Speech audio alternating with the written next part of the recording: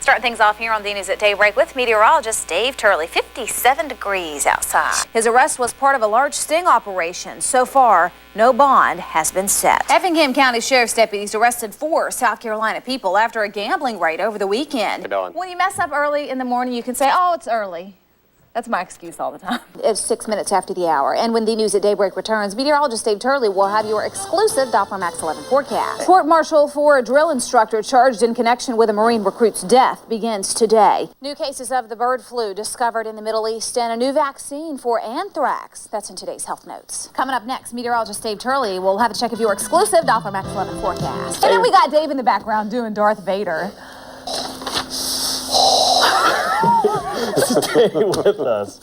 I wish someone would take the tape that we have there and recut it so we can cue that back up. Oh, don't worry, I'll take care of that. Okay, That's good. great TV, I'd like to see that again. Looks good to me, Bill. Good to you. Okay. Do you know what you looked at? No, I didn't make that. You're lucky. They stack them up in here. I'm not doing half bad. Look, let's hope one doesn't slip out of my hands. They stack them up in here. Whoops. Yeah, I think I'm in the way. I think I'm going to get out of their way now. Yeah. And she's gone.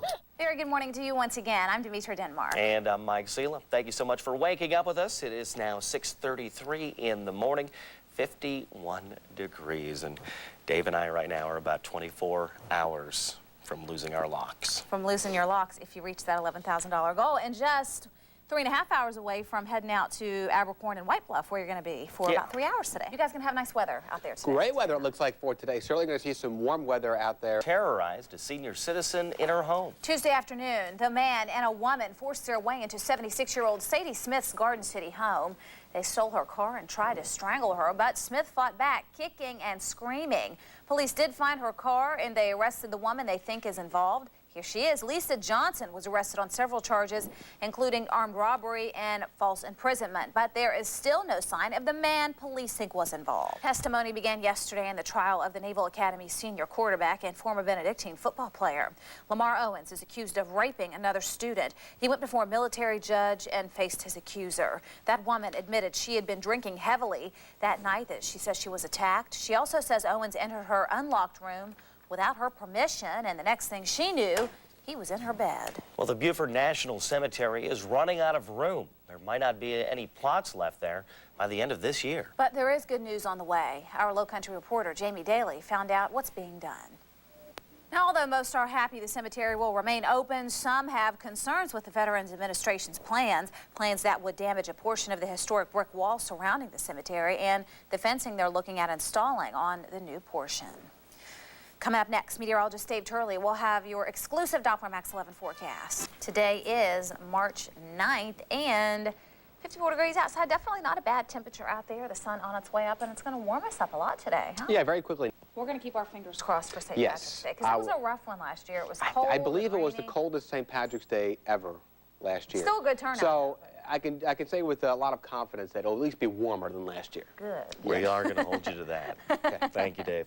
Coming up, we're going to take a look at some Southern ladies walking their runway to raise a little money. Time right now is 6:50. We'll be right back. The Savannah area Republican women held their fashion show on Wilmington Island, but don't let the fashions fool you. This annual fundraiser supports Republican candidates across the state. They've already donated to Governor Sonny Perdue's campaign since he's running unopposed in the primaries. Around 250 men and women enjoyed that show put on by the state's largest Republican women's group. They just surpassed an Atlanta area Republican women's club with 177 women. Taking a little stroll on the catwalk, raising some money. Y'all are going to be strolling out there this afternoon trying to snatch up some of those donations, huh? Yeah, we're out at the Golden Corral. You're actually here at the ticket trailer, which as soon as you come off the buses, this is where you come to get your ticket to get you into the event. And that'd be pretty important to get in, right? Yes, you definitely need a ticket. So I have my clubhouse ticket. You've got your clubhouse ticket. All right. And now we can go to the tournament. All right, let's go to the tournament. We've got a 5,000 square foot merchandise pavilion that you can get any type of tournament need that you would have. To be in the swing of things with this tournament, huh? Yes, ma'am. No pun intended. Did you ever think you'd be behind a sewing machine? Oh, just living a dream. Cool. I got my hat, my pink Harbor Town Golf Links girly hat with my name right on the back. You've got all your souvenirs. Now we're actually going to come and watch some golf. All right. Are you ready? I'm ready, but you're going to have to explain it to me because I don't know anything about it. I'll explain it all. Where are we now? Well, we are on the driving range at the Sea Palms Resort. Generally, when they're warming up, they're working on their alignment. They're working on their setup, on keeping their balance. Some of them are working on their swing plane. Do you got that? No. So what does it mean when you chip? Your chip is basically, if you were right here next to the railing and you would be trying to get it to the hole, you would probably play a chip shot versus putt the ball. Oh, that's when they kind of tap it up. Correct. There's a lot of uneven turns. As opposed to taking the whole big old swing or a tiny little tap. Exactly. Exactly. See, you do know a little bit about that. Hey, all right. We're probably going to be told to be quiet because we actually have a golfer here who is getting ready to tee off. So whenever they get ready to tee off, we just don't say anything at all, right? Correct. So what if somebody sneezes or something like that? Occasionally that happens, but you never want to be the one that sneezes. You generally want to hide. Okay. Why aren't the golfers in golf carts? Because isn't that what they're made for? Yes, it is. But the PGA Tour has a policy where you have to walk unless you have any type of medical condition that you would need your golf cart. So they have to walk the whole 18 holes? Yes, ma'am. This is supposed to be the big ta-da at the end of watching a big tournament, right? Yes, ma'am. The best part is the fact that we get to have 2 Arnold Palmer drinks served to us. Arnold Palmer, I'm assuming, is a professional golfer. Arnold Palmer is the king, and it's something that he enjoyed, and we're going to as well. All right. Cheers. Cheers. Michelle Moon starts her day here on the backside of the Farm Street Post Office. I come to work at 7:30. She immediately grabs her mail for the day and then begins what's called casing, sorting the mail in order of streets and addresses. What I'm doing She here- has the process down to a science, so she decided to let me give it a shot. So I need to make sure all the addresses are facing the same way. But you still have to keep it in sequential order. Oh, goodness gracious. Oh, come on now. Okay. There's nothing to it. So I'm putting them here? You messed up already. You got to turn it down because you still want that to stay first. Okay. So you're just stacking on top of it. So put this like this? Mm-hmm. Keep going. Okay. Keep going. Oh, no. Well, Oh, I mangled somebody's magazine. notice I said that was Huntington. Sorry, Mr. Williams. It takes about 2 hours without my assistance to get all the mail sorted. Then Michelle loads up the van and heads out to hit the streets of historic downtown Savannah. What's the most unique thing you've ever delivered? A body? A body?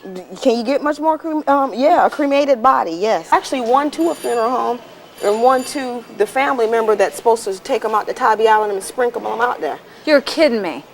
No. And you know what? The person wasn't home, which means he had to ride with me all day. But believe it or not, that isn't the toughest part of her job. Michelle says a postal carrier's biggest problem is plants. People just let their plants go crazy, and somewhere inside of there is your mailbox. Outside of that, Michelle says it's the people who make her job most pleasant, and rain or shine, she makes sure they get their mail. Okay, so we call the segment Let Dmitra Do It. Michelle, did I do it? You did it, girl. I did? Yep. All right, let's go deliver some mail. Yeah, but you're going to carry it today. Great. Make All sure you right. cradle it. No, this is a technique to it now. You got to hold that. And you need this too. Oh, goodness. It all goes in one hand. So you're getting a break. Pretty much. Let's do it. All right, let's go. 5 years ago, Susan Dennis was a prop assistant in Savannah, working on a handful of films. Hey, babies! Gingerbread Man, General's Daughter, Forces of Nature, Legend of Bagger Vance. What's up, guys? It was the job she always dreamed of. I actually went to the University of Georgia, majored in radio, television, and film communication. And now? Now I'm pet nanny extraordinaire. So. That's right, she went from movies to mutts. Every day she heads to downtown Savannah to do her job. The fact that I am just, enjoying each day outside, and, walking around this beautiful city it's hard to beat it, really. Come on, boy, you can't sniff every tree in the park. Angus is one of 20 dogs she walks several times during the week. His session is 30 minutes, but sometimes he tries to stretch it out. Just stepped on a rock. Susan doesn't mind, though, because the pets she nannies are like her own. But she also has to deal with the flip side of this business when one of the animals passes away. It's very gut-wrenching. It's, you know, very sad. And that's the worst thing about it, because you get as attached to these guys as you would your own. And they really are like your surrogate kids. They're, you know, you have a relationship with them. You develop it just like you would a person. I mean, because, you know, to me, pets are little people. They're not just pets. You love this weather, don't you? She's been walking Angus for about 3 years, the same amount of time she's been walking his brother, Jake. He's second in line and can hardly wait. But little does Jake know, Susan's not the one walking him today. I don't own any animals, so I don't walk dogs. There's always no a idea first. what to do. Yeah. Always a first for everyone. So give me a couple of tips. I will. A quick lesson on how to work a retractable leash, and we're off. And I can pretty much assume what these are for, right? Please don't do any serious business, Jake. He does the same as his counterpart, sniffing everything inside, and he's a strong fella, so keeping him confined to the park area is key. 30 minutes later, and Jake is ready for a break. We have our old boy Jake right here, and we took him for his walk today. Thank goodness he didn't do any serious business on us. Great. You're a natural, actually. I think you have real potential. All right, well, come on, Jake. Come on. Let's finish our walk. Come on. Come on. Here you go, baby.